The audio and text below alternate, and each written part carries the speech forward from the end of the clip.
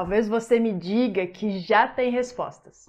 Talvez você ouviu sobre o tema desse grupo de interesse e pensou aí consigo mesma que você já estudou sobre esse assunto e você já tem suas respostas e ponto final. Mas ficar satisfeitas hoje com as nossas próprias opiniões sobre esse assunto, o nosso conceito do que é mulher ou aquilo que o mundo tem nos dito para nós, a longo prazo, vai nos levar a uma vida de insatisfação. Por quê? Porque existe um propósito maior para a nossa identidade como mulheres que não é fruto do resultado do nosso próprio entendimento ou das nossas próprias ideias. Então, se hoje você chegou aqui com respostas já prontas sobre isso, eu só quero te desafiar a pensar que ter respostas não é suficiente. Nós precisamos das respostas certas. E antes de seguir em busca dessas respostas, eu gostaria de orar, pedindo a ajuda do Senhor para isso. Deus, obrigado por mais essa oportunidade que o Senhor tem nos dado de passar tempo procurando as verdades da Tua Palavra, Deus. Obrigado porque o Senhor conhece cada uma das meninas que está aqui hoje ouvindo esse grupo de interesse.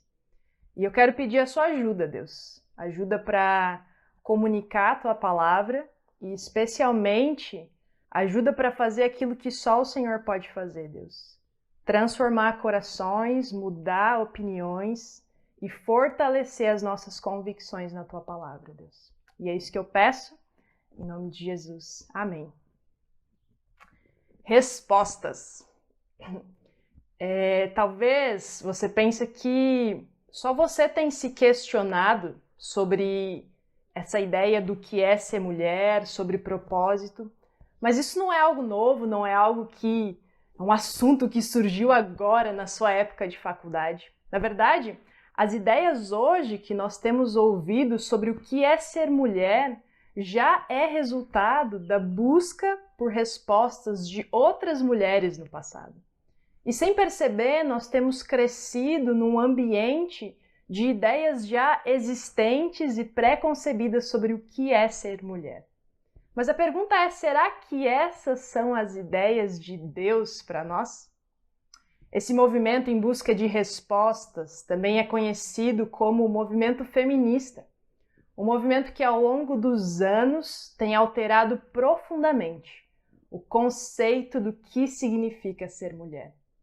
E antes da gente ir em busca das respostas certas, eu gostaria que a gente gastasse um tempo entendendo um pouco melhor sobre esse movimento e quais têm sido seus objetivos.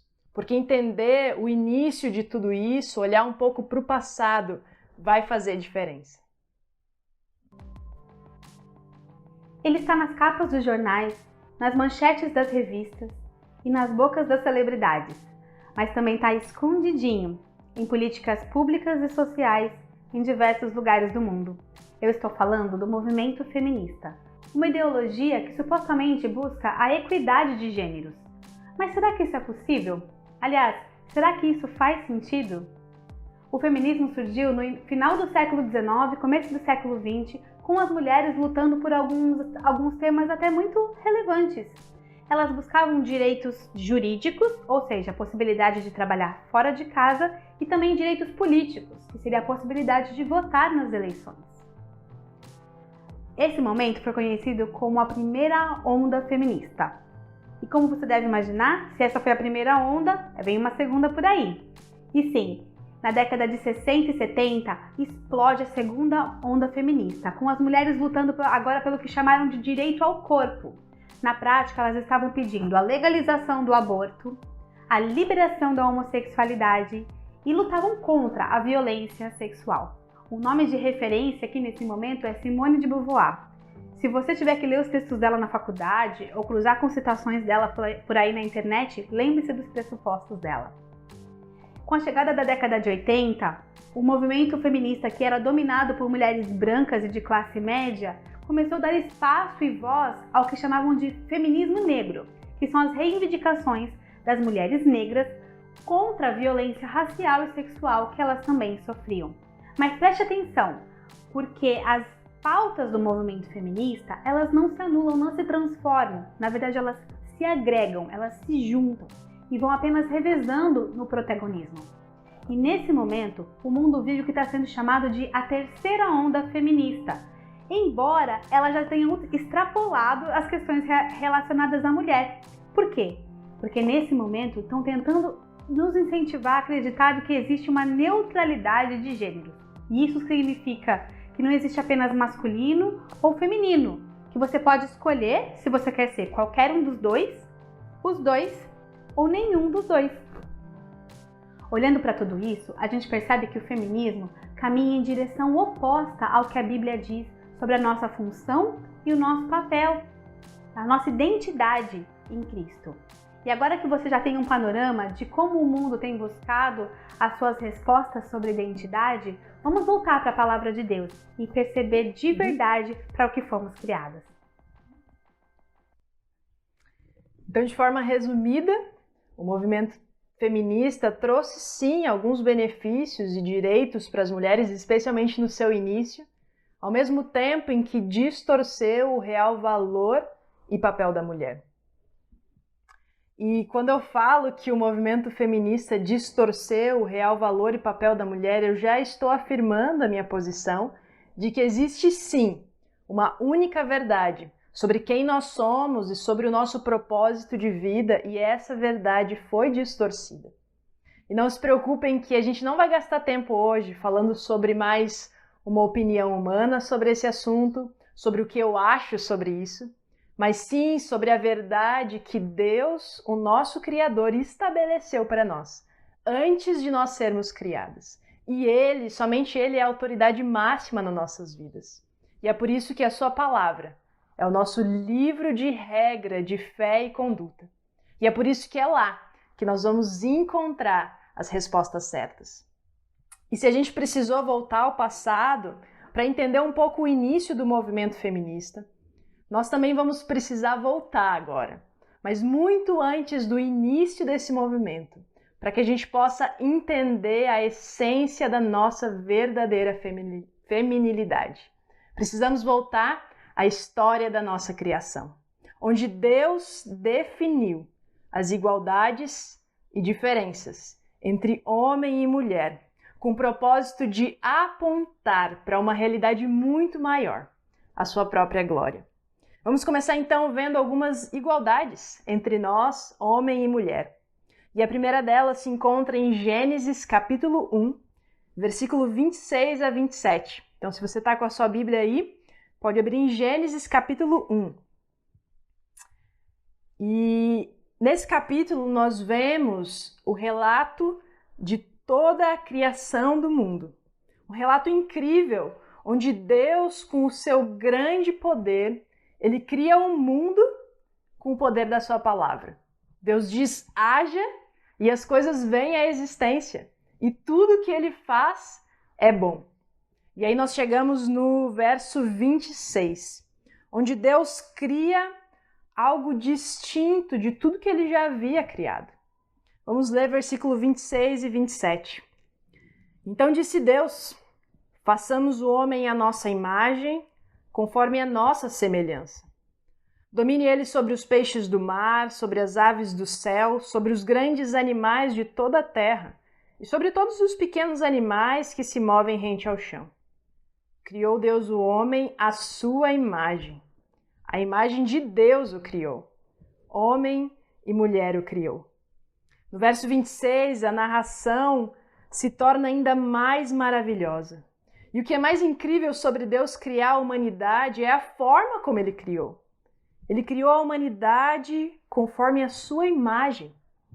Nós somos feitos portadores da imagem de Deus. E aqui a ideia de semelhança é que nós trazemos reflexos essenciais da sua pessoa, iguais em intelecto, vontade, emoção. Davi Merck, em um dos seus livros, diz o seguinte: a humanidade não é somente uma representação de aspectos do ser divino, mas é a melhor e mais exata representação de Deus na Terra. Imagem e semelhança. Isso significa que você pode até tentar buscar em outros lugares em relacionamentos, naquilo que você faz, o seu valor, mas nada traz mais dignidade do que a verdade de que nós fomos feitos à imagem de nosso Deus Criador. Não por algo em nós, mas por causa daquilo que fomos criados para representar e refletir. O seu valor já foi definido por Deus na sua criação. Homens e mulheres são iguais em valor. E para ficar mais claro, você não é inferior ao homem e o homem não é inferior a você.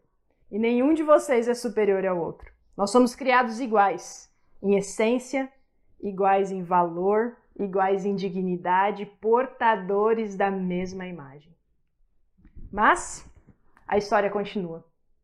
E no capítulo 3, nós temos o relato da queda da humanidade. Existia um relacionamento perfeito entre Deus e o homem, e também existia uma ordem. Apenas de uma árvore de todo o jardim eles não deveriam comer. A ordem de Deus foi desobedecida. E com isso, o pecado entra no mundo. Romanos 5,12 resume essa cena da seguinte forma: portanto, da mesma forma como o pecado entrou no mundo, por um homem, e pelo pecado a morte, assim também a morte veio a todos os homens, porque todos pecaram. A partir desse momento, homem e mulher passam a ter outra igualdade. Uma igualdade que eu não gostaria. Nós somos criados iguais em valor. E agora nós nos tornamos igualmente pecadores. Com o pecado, nosso relacionamento com Deus é quebrado e a imagem dele em nós é manchada. Nós ainda nascemos portadores da mesma imagem. Só que agora essa imagem é uma imagem estranha, não é como nós fomos criados para ser. E por causa da nossa desobediência, nós merecemos a ira de Deus.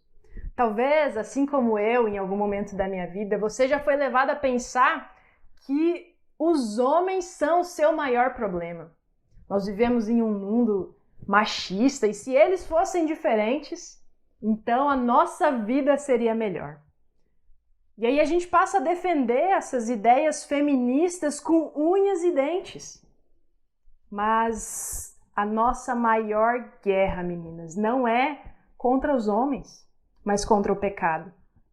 O pecado distorceu a nossa imagem, destruiu o nosso senso de valor, substituiu o nosso real propósito de vida e nos alienou da vida verdadeira que temos somente em Deus.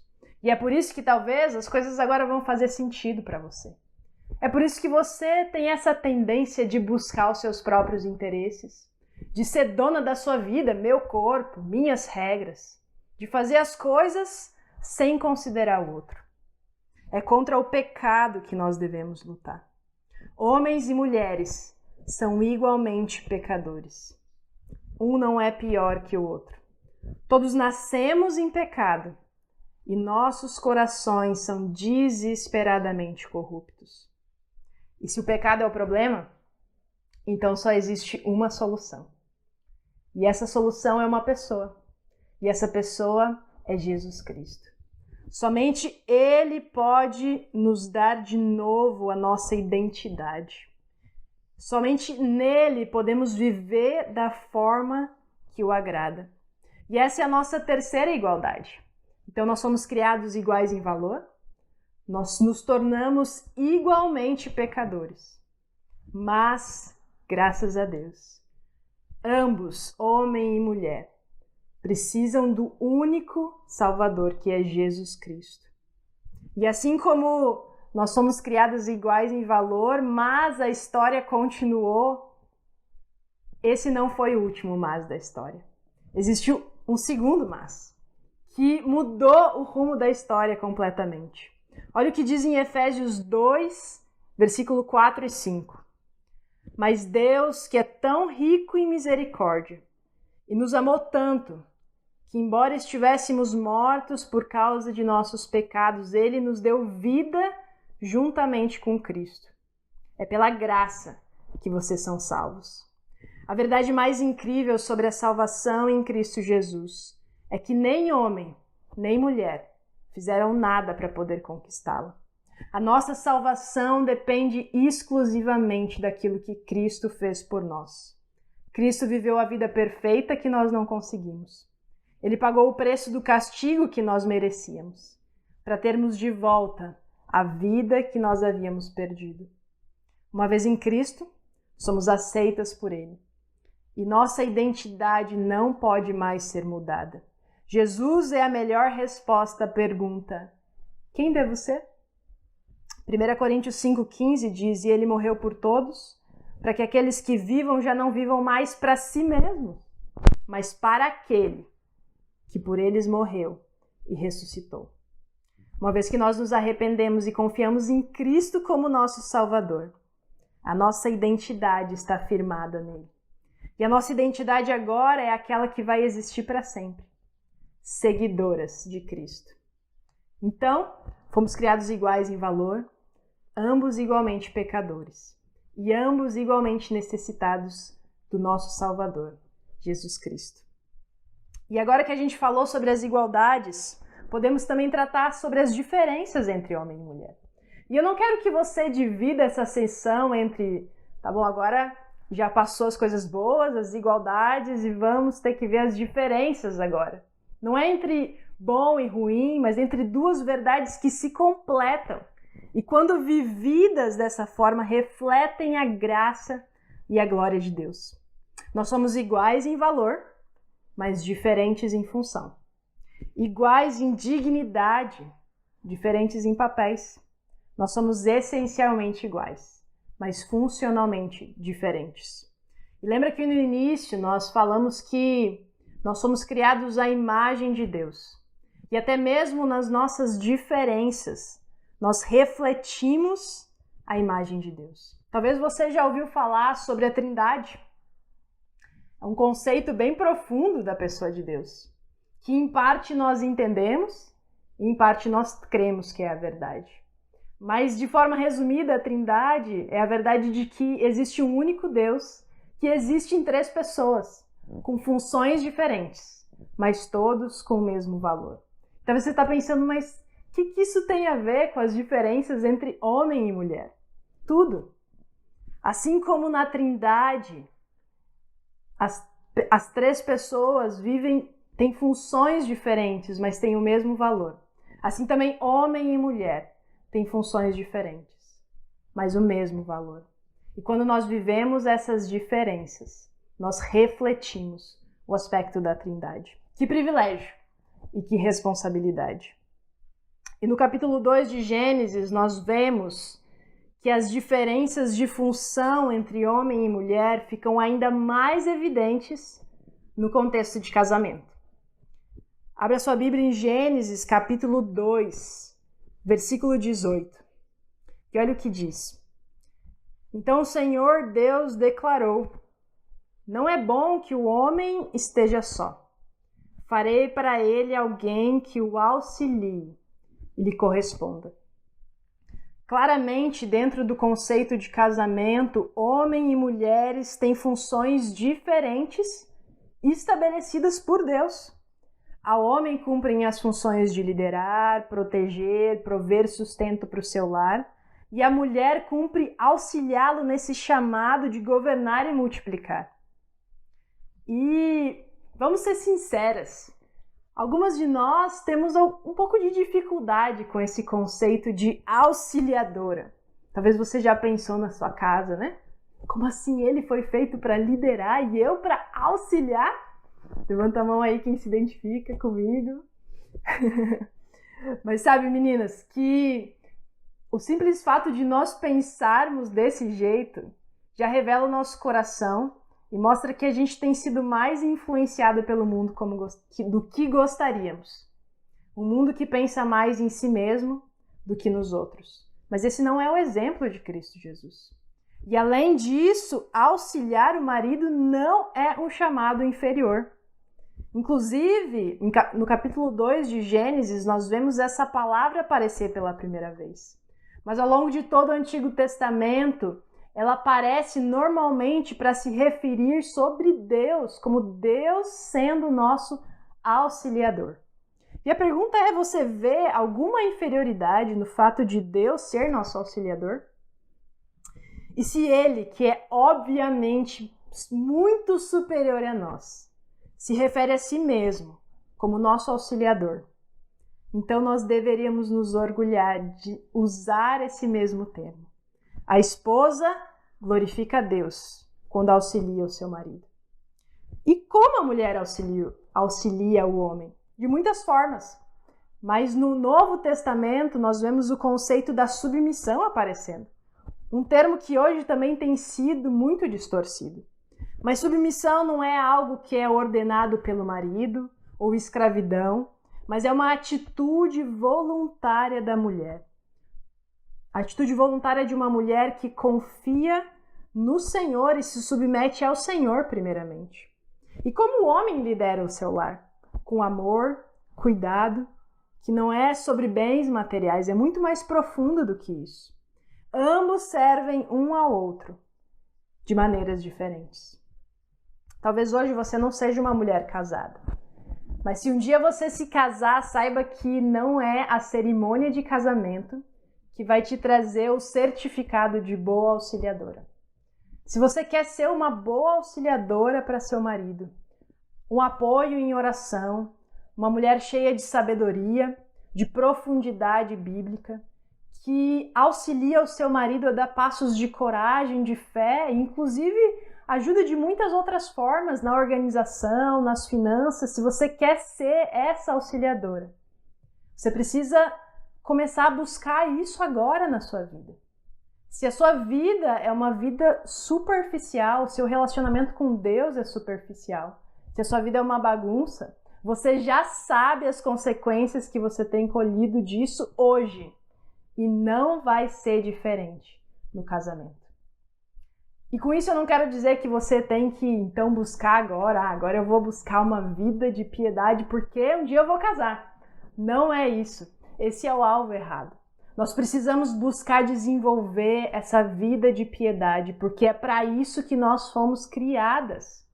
E nem um relacionamento vai nos trazer o prazer e a satisfação que encontramos apenas em Jesus Cristo.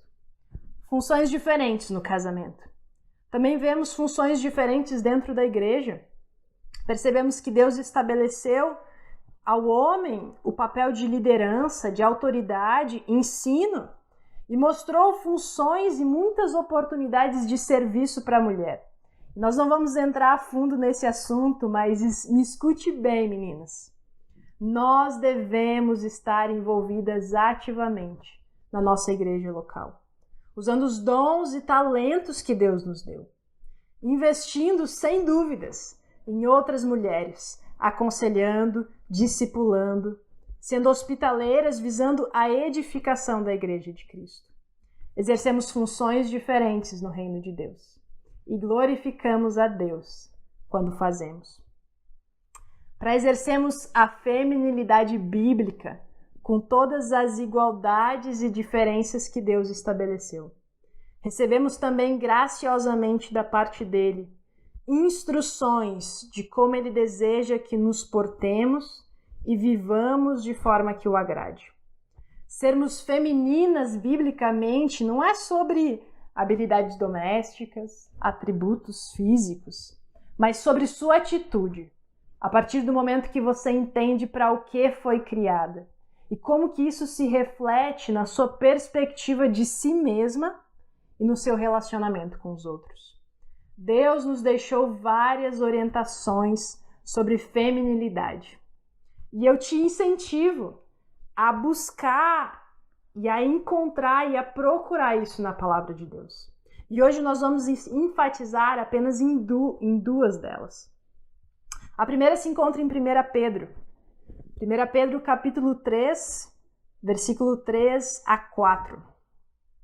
E diz o seguinte: não se preocupem com a beleza exterior, obtida com penteados extravagantes, joias caras e roupas bonitas. Em vez disso, vistam-se com a beleza que vem de dentro e que não desaparece, a beleza de um espírito amável e sereno, tão precioso para Deus. Uma das orientações sobre feminilidade bíblica é que nós devemos desenvolver um espírito amável e sereno, ou um espírito dócil e tranquilo. Aqui a ênfase de Pedro não é sobre a proibição, mas sobre um senso adequado de valores. Gosto muito de uma frase que diz: jamais será verdadeiramente bela uma mulher que cuida de sua aparência e não de seu interior. E uma beleza interior, ela é vista num espírito amável, doce. E sempre que eu lia esse versículo, eu às vezes ficava desanimada, porque eu pensava, doce? Eu não sou o tipo de pessoa assim, meiga, delicada. E na minha imaginação, eu nunca ia conseguir corresponder a isso. Mas estudando um pouco melhor, um espírito doce não é sobre personalidade, jeito de ser, mas é uma mulher que entende o real amor de Deus e que transborda isso para os seus relacionamentos. Um espírito amável e um espírito tranquilo. Uma mulher tranquila é uma mulher que confia no Senhor. Confia no Senhor em meio às dificuldades e descansa nele. Essas são características na sua vida? Nós, como mulheres, precisamos investir mais tempo naquilo que não vai ser corrompido, naquilo que não vai ser perdido. O nosso interior, o nosso caráter. Precisamos desenvolver um espírito amável e tranquilo. E a segunda característica se encontra em 1 Timóteo 2, versículo 9 a 10. Da mesma forma, quero que as mulheres tenham discrição em sua aparência, que usem roupas decentes e apropriadas, sem chamar atenção pela maneira como arrumam o cabelo ou por usarem ouro, pérolas ou roupas caras. Pois as mulheres que afirmam ser devotas a Deus devem se embelezar com as boas obras que praticam. Sabe, meninas, as roupas que vestimos dizem muito sobre nós. No mínimo, dizem muito sobre nossas motivações. E aqui nesses versos nós encontramos alguns limites capazes de expor nosso coração. Primeiro delas, discrição, que traz a ideia de algo em ordem, bem cuidado. Na prática, uma aparência discreta, decente, é o oposto de uma aparência caótica. Roupas limpas, adequadas ao seu tipo físico. Modéstia traz a ideia de respeito aos outros. Uma aparência modesta é o contrário de uma aparência desrespeitosa. E por último, o bom senso, que traz a ideia de autocontrole. E é interessante que a palavra bom senso, ela literalmente significa mente sadia. Ou seja, a roupa que você veste tem muito a dizer sobre a sua mente. Ao vestir-se, as mulheres devem pôr em prática o juízo perfeito. O que isso significa? Que você vai usar aquilo que é certo, da forma certa, no momento certo. Como mulheres, devemos aplicar esses princípios nas roupas que usamos, em qualquer atividade do dia a dia. O que as suas roupas têm a dizer sobre você e suas motivações? E acima disso, a verdadeira beleza de uma mulher que busca agradar a Deus. Ela se expressa numa vida dedicada às boas obras. Uma vida de alguém que busca viver no reino de Deus de uma forma que serve a Deus e serve aos outros. Boas obras. Isso é uma característica na sua vida? Essas são algumas orientações que nós temos sobre feminilidade bíblica. Devemos ter cuidado do nosso interior, desenvolver um espírito amável, tranquilo, que se expressa também na forma como nós nos vestimos. E muitas dessas orientações e outras nós vamos encontrar na palavra de Deus. Para terminar, hoje nós vivemos em um mundo onde mulheres de todas as idades têm sido levadas e influenciadas por todo tipo de pensamento sobre gênero, ideologia, papel, propósito, das ideias mais absurdas às mentiras mais sutis, dentro das mídias sociais, da televisão mas também das conversas informais de nossos amigos. Permanecer contra as distorções que o mundo tem feito da verdade. Conseguir discernir aquilo que é verdade e mentira e permanecer firme no propósito para o qual Deus nos criou. Só vai acontecer se a gente estiver enraizada no conhecimento de Deus e da sua palavra. Nós precisamos sim ser mulheres fortes, não de acordo com o padrão do mundo. Mulheres fortes que temem ao Senhor, que o colocam como centro da sua vida. Que sejamos sim mulheres cheias de posicionamentos, de convicções, desde que todas elas sejam firmadas nas Escrituras. Que sejamos sim mulheres corajosas que lutam pelo que é certo, mas que a nossa maior causa sempre seja a causa de Cristo. Que sejamos mulheres que celebrem as diferenças entre homem e mulher e que glorifiquem ao Deus ao vivê-las. A sua verdadeira feminilidade foi criada para a glória de Cristo. E ao longo de toda a Bíblia nós encontramos exemplos de mulheres, como nós, pecadores, pecadoras, mas que buscaram glorificar a Deus com as suas vidas. Nós vemos o exemplo de Sara, que glorificou a Deus com a sua fé, ao crer que Deus era fiel para cumprir sua promessa, mesmo sendo idosa e estéril. Vemos que Deus foi glorificado com a sabedoria de Abigail, que promoveu a paz e evitou que uma tragédia acontecesse quando seu marido agiu de forma impensada. Esther, como rainha, glorificou a Deus quando levantou a sua voz e intercedeu pelo seu povo. Raabe, lembram de Raabe? Raabe glorificou a Deus com a sua coragem, arriscando a vida para ajudar o povo de Israel. Maria glorificou a Deus com sua humildade e confiança firme nele, aceitando a humilhação de uma gravidez inexplicável, e deu à luz o Filho de Deus. Vemos Lídia, Priscila, que glorificaram a Deus usando sua profissão para servir a obra do Senhor. E quantas outras mulheres e exemplos nós temos na palavra de Deus. Mas para terminar, nós gostaríamos que vocês ouvissem sobre a história de uma mulher que não viveu assim tão distante de nós, mas que expressou a sua verdadeira feminilidade, entendeu seu valor, propósito de vida e glorificou a Deus. Catarina Vambora. Catarina nasceu na Alemanha. Catarina viveu muitos anos da sua vida em um convento. Aos 18 anos, ela leu sobre os relatos de Lutero, que foi um grande reformador e fez grande diferença na história da igreja. Ela leu, entendeu aqueles relatos e decidiu entregar totalmente a sua vida a Deus. Depois disso, ela e outras 11 freiras decidiram que não mais queriam viver naquele convento. E a própria Catarina escreveu uma carta para Lutero pedindo que ele as ajudasse na fuga. Então, numa certa noite, Catarina e as 11 freiras fugiram daquele convento dentro de 12 barris de peixes. Logo depois disso, todas elas já estavam encaminhadas e casadas, menos Catarina. E talvez por incentivo dos amigos e do próprio pai de Lutero, que queria muito que ele casasse, tempo depois, Catarina foi pedida em casamento por Lutero. O casal viveu num mosteiro lá na Alemanha. A história conta que entre viajantes, pessoas que eram perseguidas por causa da reforma, estudantes, cerca de 25 a 30 pessoas passavam pela casa da Catarina todos os dias. E ela dava conta de tudo isso. Ela mesma fazia o planejamento financeiro da sua família, ela cuidava dos seus filhos, cozinhava, dava atenção aos seus hóspedes e ainda administrava uma pequena fazenda que eles tinham.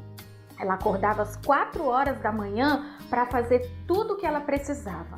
Catarina fazia tudo isso porque ela queria que Lutero ficasse tranquilo, para que ao máximo ele pudesse se dedicar a estudar e pregar a palavra de Deus.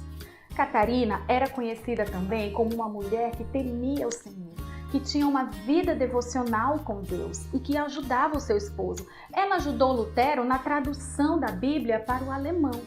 Quando Lutero precisava viajar, Catarina sempre o encorajava. Ela dizia: não tenha medo, fique firme, pregue.